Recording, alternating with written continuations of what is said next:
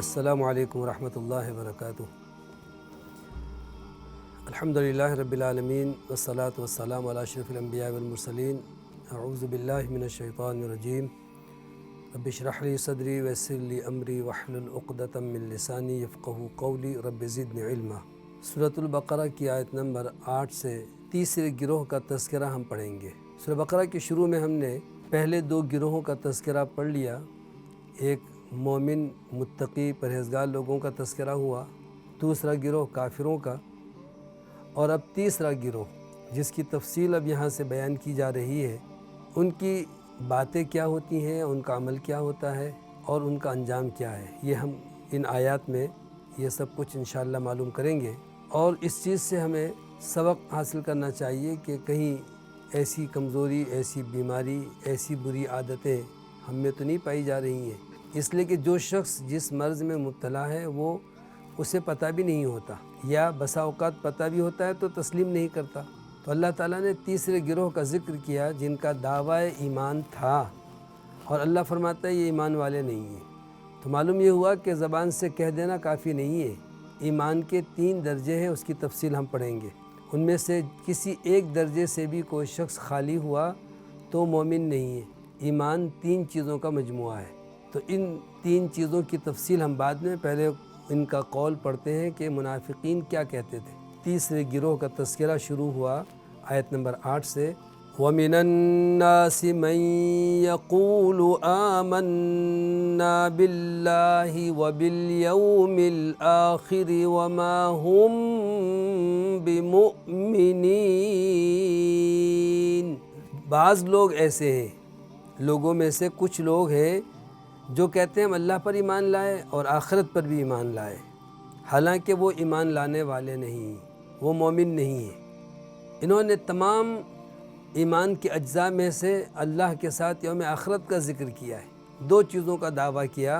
ان منافقین نے، اور کہا کہ ہم بھی تو اللہ کو مانتے ہیں، ہم آخرت کو بھی مانتے ہیں، مرنے کے بعد زندہ ہونا اور جزا اور سزا کا مرحلہ۔ منافقین کا یہ قول پہلے اللہ نے ذکر کیا کہ کچھ لوگ ہیں جو ایسا کہتے ہیں، جن کو منافقین کہا گیا، یعنی ان کے دل اور ان کی زبان میں موافقت نہیں ہے، ان کے دل میں کچھ اور ہے، یعنی کفر چھپا ہوا ہے، کفر سے محبت ہے، اور زبان پہ الفاظ کچھ اور ہیں، زبان سے وہ مسلمان ہونے کا دعویٰ کر رہے ہیں، مسلمانوں کے ساتھ بظاہر عمل بھی کر رہے ہیں، نمازیں بھی پڑھ رہے ہیں۔ تو ایسے لوگوں کا دعویٰ اللہ تعالیٰ نے رد کر دیا کہ یہ مومن نہیں ہے، یہ کہتے تو ہیں زبان سے لیکن مومن نہیں ہے۔ منافقین کی 2 قسموں کی بھی تفصیل ہمیں معلوم ہو جائے گی کہ ایک تو منافقین وہ ہیں جو اس دور میں پائے جاتے تھے، دل میں کفر چھپائے ہوئے زبان سے ایمان کا اظہار کرتے تھے، یہ اعتقادی منافق ہے، اور مفسرین کے مطابق اس کی پہچان صرف وحی کے ذریعے سے رسول اللہ صلی اللہ علیہ وسلم کو ہوئی تھی۔ ہم کسی شخص کو اس درجے کا منافق آج نہیں کہہ سکتے، اس لیے کہ دلوں کی کیفیت اللہ کے سوا کوئی نہیں جانتا۔ تو اگر کوئی شخص کہتا ہے کہ میں کلمہ پڑھتا ہوں، مسلمان ہوتا ہوں، ہم کہیں گے نہیں تمہارے دل میں کفر چھپا ہوا ہے، یہ جائز نہیں ہے، اس لیے کہ دلوں کی کیفیت تو کسی شخص پہ بھی ظاہر نہیں ہے، یہ اللہ کا فیصلہ ہے، اللہ تعالیٰ ہی قیامت کے دن فیصلہ کرے گا۔ تو یہاں پر اعتقادی منافقین کی بات ہو رہی ہے، اور دوسری قسم منافقین کی ہے جو عملی نفاق جن میں پایا جاتا ہے، یعنی دل سے وہ اللہ کو مانتے ہیں، اسلام انہوں نے دل سے قبول کیا ہے، اور یقیناً وہ بظاہر عمل بھی کر رہے ہوتے ہیں، لیکن پھر بھی ان کی بعض کوتاہیوں کی وجہ سے، بعض ان کے اعمال کی وجہ سے ان کو منافق کہا گیا، جیسا کہ صحیح بخاری کی حدیث ابو ہریرہ رضی اللہ تعالیٰ عنہ کہتے ہیں کہ رسول اللہ صلی اللہ علیہ وسلم نے فرمایا کہ 3 خصلتیں جس میں پائی گئی وہ منافق ہیں، اور ایک روایت میں 4 خصلتیں یعنی 4 عادتیں، 4 چیزیں جن میں جمع ہو گئی تو وہ پکا منافق ہے۔ پھر آپ نے ان 4 نشانیوں کا ذکر کیا، فرمایا سب سے پہلی نشانی منافق کی یہ ہے کہ جب بات کرتا ہے جھوٹ بولتا ہے، اذا حدث کذب۔ یہاں پر منافق کی جو پہلی نشانی ہے وہ آج اتنی عام ہے کہ ہم اسے گناہ ہی نہیں سمجھتے، بلکہ اس کو اپنی چرب زبانی، اپنی مہارت، باتوں کو سنبھالنا اور لوگوں کو قائل کرنا، ایسے شخص کو بڑا کامیاب تصور کیا جاتا ہے جو جھوٹ بول کر کے لوگوں کو مطمئن کر دے، جبکہ یہ کبیرہ گناہ ہے اور اسے منافقین کی نشانیوں میں سے سب سے پہلے ذکر کیا گیا۔ اب ہم سوچیں کہ کیا ہماری زندگی میں ایسا نہیں ہے کہ ہم جھوٹ نہیں بولتے؟ اگر نہیں بولتے تو اللہ کا شکر ادا کریں، اور اگر بولتے ہیں تو خود بھی بچیں، اپنے بچوں کو بھی بچائیں، بلکہ اسباب مہیا کریں کہ بچے سچ بولنے لگیں۔ آج کل جو ہمارا تربیت کا انداز ہے وہ یہ کہ اگر بچے سچ بولیں تو ہم ان کو مارتے ہیں، سزا دیتے ہیں، تاکہ بچے جھوٹ بولیں اور جھوٹ کی عادت ہو جائے، پھر کہتے ہیں بچے جھوٹ بول رہے ہیں۔ مثلاً ایک بچے سے کوئی غلطی ہو گئی، کوئی گلاس ٹوٹ گیا، تو ماں یا باپ کس نے توڑا؟ تو جس بچے نے بتایا کہ مجھ سے ٹوٹا تو اسے اسی وقت 2-3 تھپڑے مار دی۔ پھر کوئی موقع آیا، پھر کس نے کیا؟ بچے بتا دیتے ہیں۔ یہ ان کی سادگی ہے، فطری طور پر بچوں میں سچائی ہوتی ہے۔ ہم اس بری عادت کو ان میں جبراً لانا چاہتے ہیں۔ یہ کتنی بری بات ہے کہ بچہ جب سچ بتا رہا ہے تو آپ اس کی حوصلہ افزائی کریں، اچھا بیٹے آئندہ نہیں کرنا، ایسا نہیں کرتے، سنبھل کے کام کرتے ہیں۔ اس کی جگہ پر ہم اس کی سچائی پر اسے سزا دیتے ہیں، اس کو خوفزدہ کرتے ہیں، اور چاہتے یہ ہیں کہ آئندہ یہ نہ بولے۔ پھر ہم پریشان ہوتے ہیں، نہیں سچ بتاؤ، سب بچے بتاؤ کس نے کیا تھا۔ ہمارے اساتذہ بھی یہی کرتے کہ بچے نے کلاس روم میں کہیں کسی نے لکھ دیا، کسی نے کوئی کچرا پھینک دیا، کوئی بھی غلطی ہو گئی، تو ہم کہتے ہیں کس نے کیا۔ اب اگر وہ بچہ خود نہ بتائے، دوسرے بچے بتائیں تو بھی اس کو ہم سزا دیتے ہیں۔ تو جب ہم پوچھ رہے ہیں اور بچے کا یہ پتہ چل جائے تو سچائی بہت بڑی چیز ہے۔ آپ اس بچے کی حوصلہ افزائی کریں کہ بیٹے غلطی ہو گئی، کوئی بات نہیں، اس کو اٹھائیں، ادھر پھینک دیں اور آئندہ نہیں کرنا۔ تب تو آپ سچائی کو بچوں میں لانا چاہتے ہیں۔ لیکن اگر ایسا نہیں کرتے، اس کا مطلب یہ ہے کہ آپ کے اندر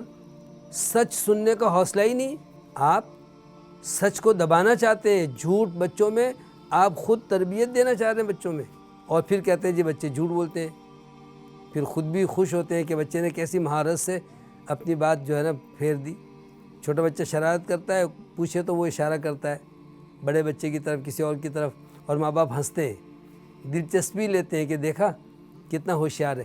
غلطی اس نے کی اور اب دوسرے کا نام لے رہا ہے۔ تو اس پر ہنسنے اور حوصلہ افزائی کرنے کے بجائے آپ بچے کو بچپن سے ہی تربیت کریں کہ اگر غلطی ہو جائے مان لو، اور جب وہ مان لے تو آپ اس وقت اس پر سختی قطعاً نہ کریں۔ ہو سکے تو اس وقت سمجھانے کا بھی انداز آپ کا اگر سخت ہو جائے تو چھوڑ دیں سمجھانا، بعد میں کسی موقع پر سمجھائیں۔ اسی وقت آپ چاہتے ہیں کہ اس کو نہ صرف سمجھائیں بلکہ سزا دیں اور اپنا غصہ نکال دیں، تو یہ انتقام کی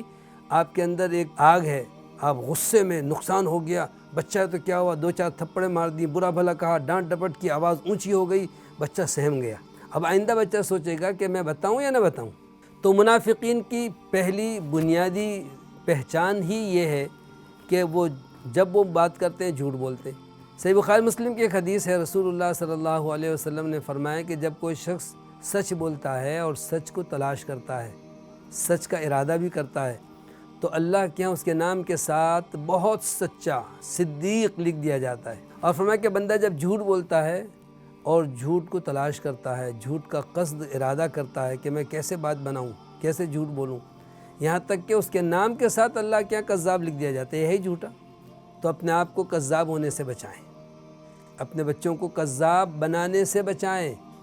اپنے شاگردوں کو آپ صدیق بنائیں۔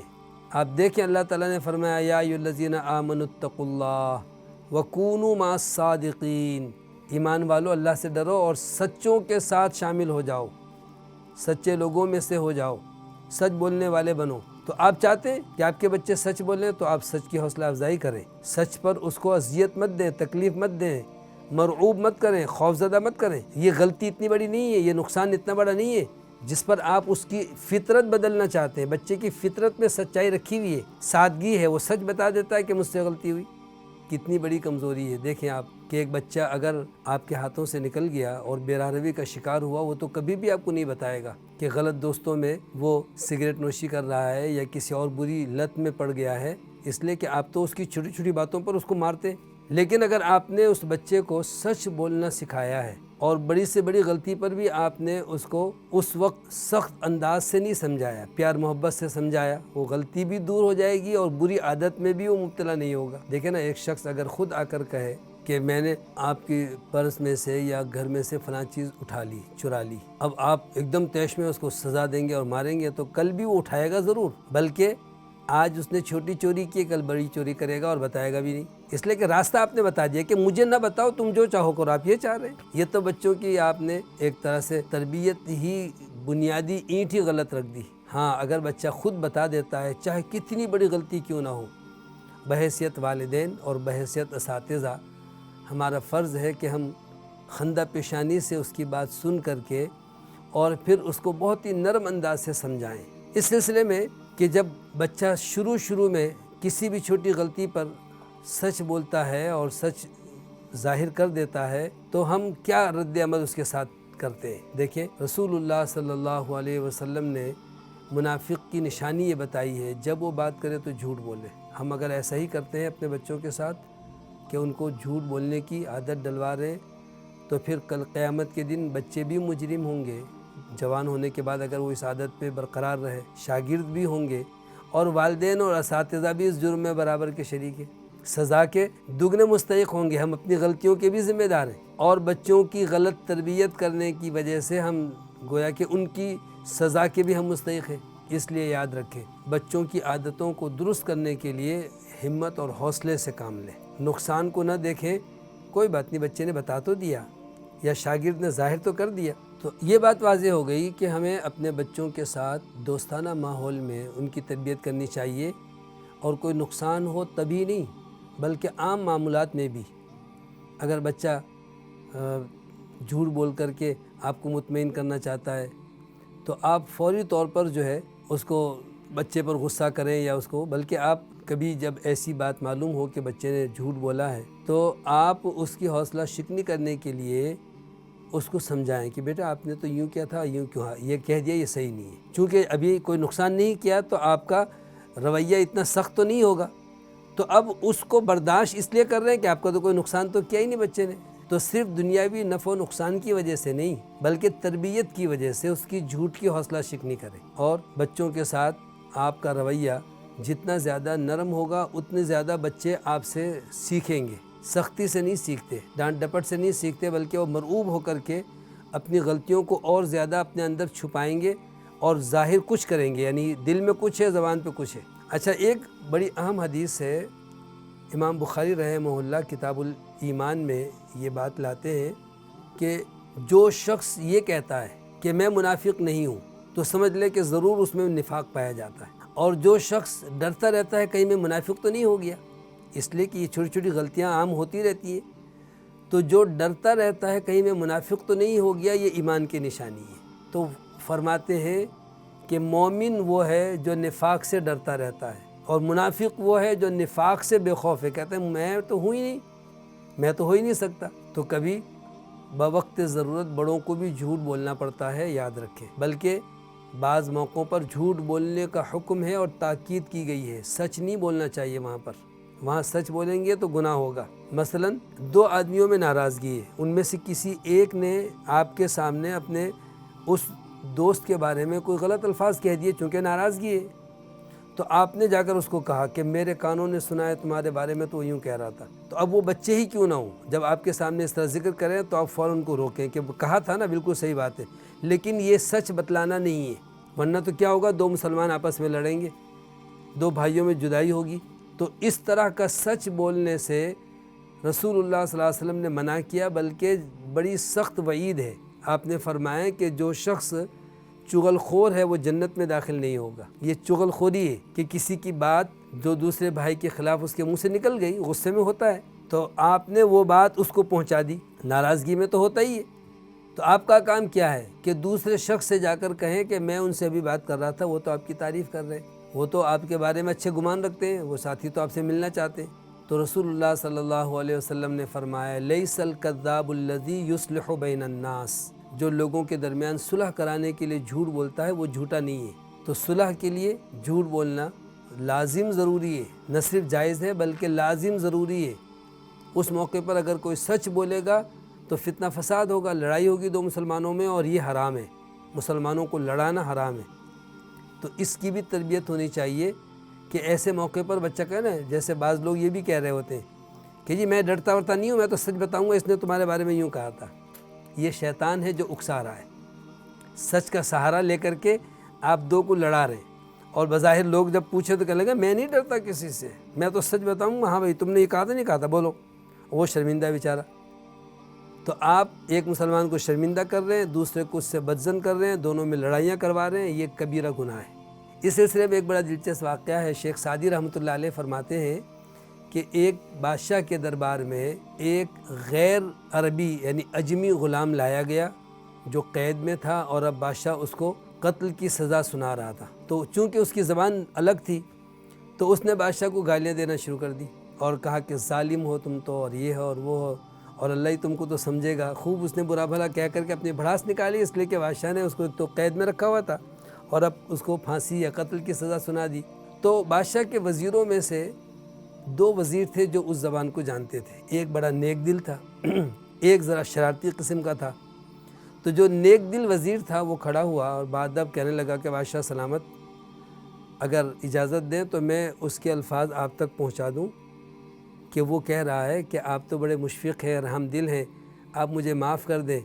اللہ کا فرمان ہے فاعفوا واصفحوا الا تحبون ان یغفر اللہ لکم، کہ معاف کر دیں اور درگزر سے کام لیں، اللہ بھی درگزر کو پسند کرتا ہے، اللہ آپ کو معاف کر دے، اور وہ شرمندہ ہے، آپ سے معافی مانگ رہا ہے۔ بادشاہ جو ہے اس کی باتیں سن کر کے ابھی قریب تھا کہ اس کو معاف کر دے یا کچھ، اتنے میں دوسرا وزیر تھا وہ کھڑا ہو گیا اور کہنے لگا کہ بادشاہ سلامت، مجھے اجازت دیجئے کہ میں حقیقت آپ کے سامنے واضح کر دوں۔ اور اس نے کہا کہ میرے ہم منصب کو جھوٹ نہیں بولنا چاہیے۔ بادشاہ سلامت، اس وزیر صاحب نے غلط بیانی کی ہے، اس قیدی نے تو آپ کو گالیاں دی اور پھر وہ سارے برے برے الفاظ بادشاہ کے سامنے گنا دیے کہ آپ کو یہ کہا اور یہ کہا، قاتل ہیں، ظالم ہیں، اور خوب، اور اس کے بعد کہنے لگے جی سچ یہ ہے کہ اس نے معافی نہیں مانگی ہے اور انہوں نے اپنی طرف سے یہ الفاظ کہے۔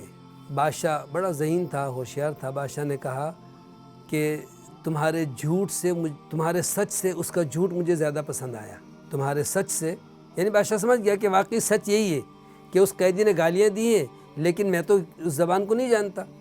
تو بادشاہ نے کہا کہ اس کے جھوٹ کے مقابلے میں تمہارا سچ جو ہے مجھے پسند نہیں آیا، اس لیے کہ اس قیدی کی گالیاں میں نے نہیں سنی تھی، میں تو سمجھتا نہیں تھا، تم نے مجھے گالی دی، اس نے کچھ بھی کہا ہوگا لیکن میں نہیں سمجھا تھا۔ تو بادشاہ نے وضاحت کر دی کہ اگر ایسا ہی ہے کہ وہ جھوٹ بھی بول رہا تھا تو بھی تم کو سچ بول کر کے کوئی زیادہ بادشاہ خوش نہیں ہوا، بلکہ اس قیدی کو بھی معاف کر دیا۔ تو ہم ایسے معاملات عام طور پر دیکھتے ہیں کہ جب کبھی کسی سے ناراضگی ہونا تو اس ناراضگی میں سچ کا سہارا لے کر کے دو کو لڑا رہے ہوتے ہیں۔ تو ایک عادت منافقین کی تفصیل کے ساتھ ہم نے آج پڑھی ہے اس نشست میں، اس کو اچھی طرح سمجھ لیجئے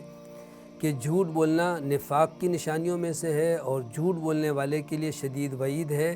اور ہم اپنے بچوں کی اور اپنے شاگردوں کی اس نہج پر تربیت کریں کہ فتنہ و فساد پھیلانے کے لیے سچ نہ بولیں، باقی تمام موقعوں پر ہر مرحلے پر سچ بولیں اور جھوٹ سے بچیں۔ چھوٹے چھوٹے نقصان سے بچنے کے لیے جھوٹ نہ بولیں کہ 2 پیسے کا نقصان ہو جائے گا، سچ بولیں گے تو نہیں مجھے نہیں پتہ نہیں کس نے توڑا ہوگا، پتہ نہیں کیا ہوا ہوگا، تو اس سے کوئی فتنہ فساد نہیں پھیلتا بلکہ اس سے تربیت ہو رہی ہے۔ دوسری نشانی منافق کی یہ ہے کہ اذا وعد اخلف، جب وہ وعدہ کرتا ہے منافق وعدہ خلافی کرتا ہے، یعنی وعدہ کر کے وعدہ پورا نہ کرنا، یہ منافق کی نشانی ہے۔ مومن کی علامت کیا ہے کہ وعدہ کرتا ہے تو وعدہ پورا کرتا ہے،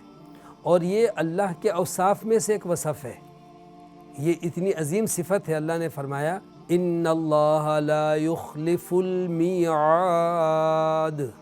اللہ اپنے وعدوں کے خلاف نہیں کرتا۔ اللہ بھی وعدہ کر چکا ہے نا، اہل ایمان کے لیے جنت کا وعدہ اور کافروں کے لیے منافقوں کے لیے عذاب اور جہنم کا وعدہ، تو اللہ اپنے وعدے کے خلاف نہیں کرتا، اور اللہ سے زیادہ کون سچا ہوگا؟ تو اسی طریقے سے ہم بھی اپنے بچوں سے اگر وعدہ کریں تو پورا کریں۔ یاد رکھیں، آپ چاہے چھوٹا سا وعدہ ہو یا بڑا سا، آپ کہتے ہیں جی بچے ضد کر رہے ہیں آئس کریم کھانی ہے، اچھا شام کو کھلائیں گے، اور شام کو آپ کو یاد ہے تو بھی آپ نہیں لے گئے، یا بچوں نے یاد دلایا تو بھی کہتے نہیں آج نہیں پھر کبھی صحیح، تو بچوں کے دل میں بات بیٹھ جائے گی کہ وعدہ کر کے وعدے کو توڑنا کوئی گناہ تھوڑی ہے، ابا تو روز کرتے ہیں، امی روز کرتی ہیں، اساتذہ روز کر رہے ہوتے ہیں۔ تو اگر آپ نے ایک بھی دفعہ اپنی زبان سے کہہ دیا کہ میں شام کو یا کل آپ کو یہ چیز دوں گا، یا ابھی تھوڑی دیر میں آپ کو چیز دوں گا، تو دیں، بس ضرور دیں، وعدے پر قائم رہیں، وعدہ کر لیا ہے اس کو پورا کریں۔ یاد رکھیں یہ وعدہ پورا کرنا یہ بھی سچ کی ایک قسم ہے، یعنی عملاً آپ سچ بول رہے ہیں۔ ایک تو زبان سے سچ بولنا چاہیے، ایک عملاً آپ کسی سے کہتے ہیں کہ جی میں ابھی 5 منٹ میں آپ کے پاس آتا ہوں، اور فون کر کے آپ نے فون رکھا اور اس کے بعد پھر آپ باتوں میں لگ گئے اور آدھا گھنٹہ گزر گیا، کہتے ہیں کوئی بات نہیں تھوڑی دیر میں چلا جاؤں گا۔ پھر آپ گھنٹے بھر کے بعد وہاں جاتے ہیں اور کہتے ہیں یار تھوڑی سی تاخیر ہو گئی، یعنی کوئی خاص شرمندگی بھی نہیں ہے۔ آپ اللہ کے بھی مجرم ہوں گے اور اس شخص کے بھی مجرم ہوں گے کہ آپ نے اس کو 1 گھنٹہ انتظار کروایا۔ یہ وعدہ ہے، منٹوں کے حساب سے وعدہ پورا کرنے کی کوشش کرنی چاہیے۔ ہمارے یہاں اس میں بھی باقاعدہ طور پر بچوں کی بڑوں کی عادت بن گئی ہے، بلکہ تربیت کی جاتی ہے، یعنی اگر کوئی وعدہ کر کے وقت پر وہ وعدہ پورا کرے تو کہتے ہیں بڑا بھولا ہے، بڑا سیدھا سادہ ہے، دوسرے لفظوں میں بیوقوف ہے۔ یعنی آپ نے کارڈ چھپوایا اور اس میں لکھ دیا کہ 9 بجے استقبالیہ اور 10 بجے نکاح اور 11 بجے عشائیہ اور رخصتی بعد از عشائیہ، 2-3 گھنٹوں کا تفصیل آپ نے لکھ دیا، حالانکہ یہ تو مشکل سے آدھے گھنٹے کا کام ہے۔ اگر آپ نے مثال کے طور پر 9 بجے استقبالیہ رکھا ہوا ہے تو لوگ آ جائیں گے، 9:15 بجے نکاح ہو، 9:30 بجے کھانا کھول دیجیے۔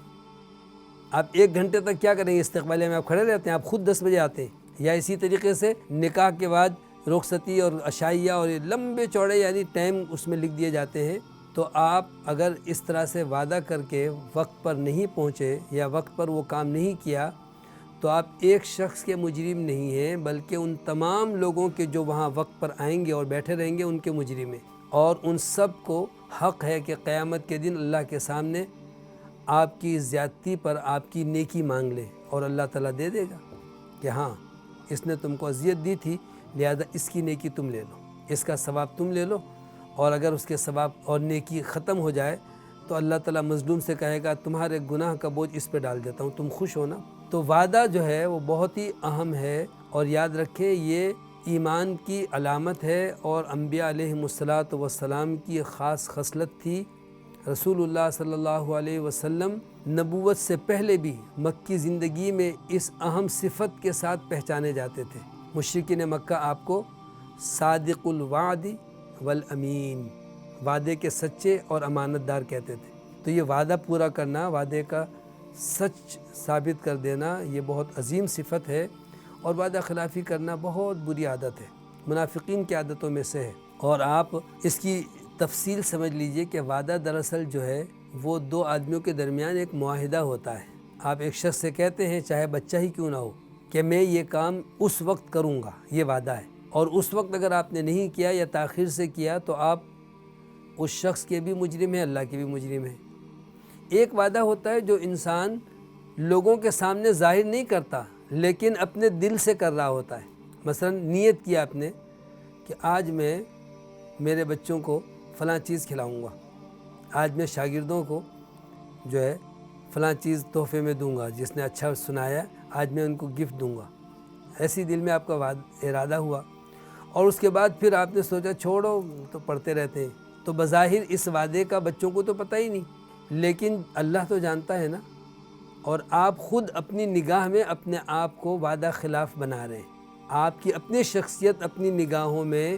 وہ کم ہو جائے گی کہ آپ تو بولتے رہتے ہیں، آپ کی زبان کی کوئی حیثیت نہیں ہے۔ یاد رکھیں کہ جو بات آپ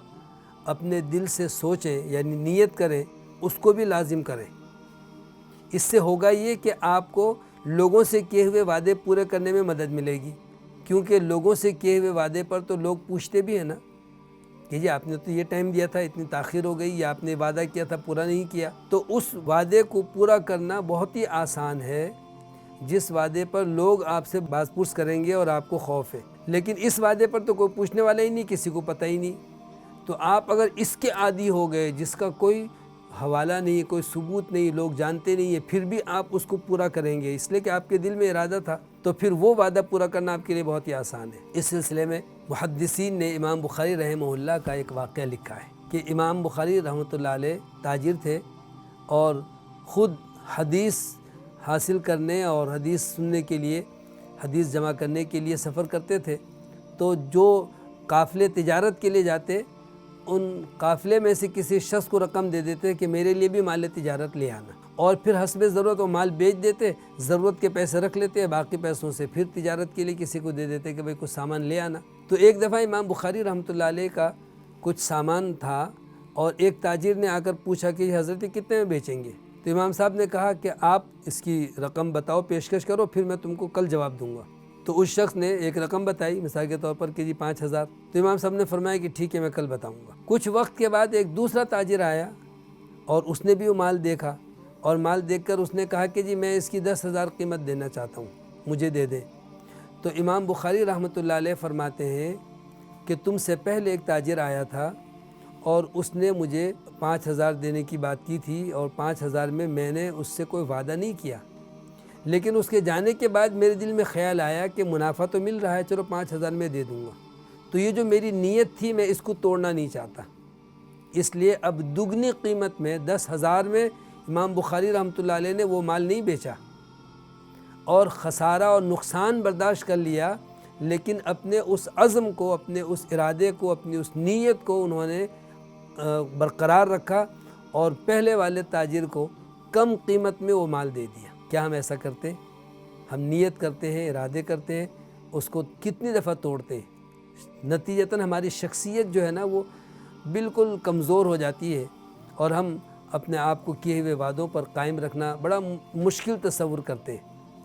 تو منافقین کی دوسری عادت یہ ہے کہ وعدہ کرتے ہیں، وعدہ توڑ دیتے ہیں۔ اللہ نے ارشاد فرمایا سورہ مائدہ کی ابتدائی آیت میں،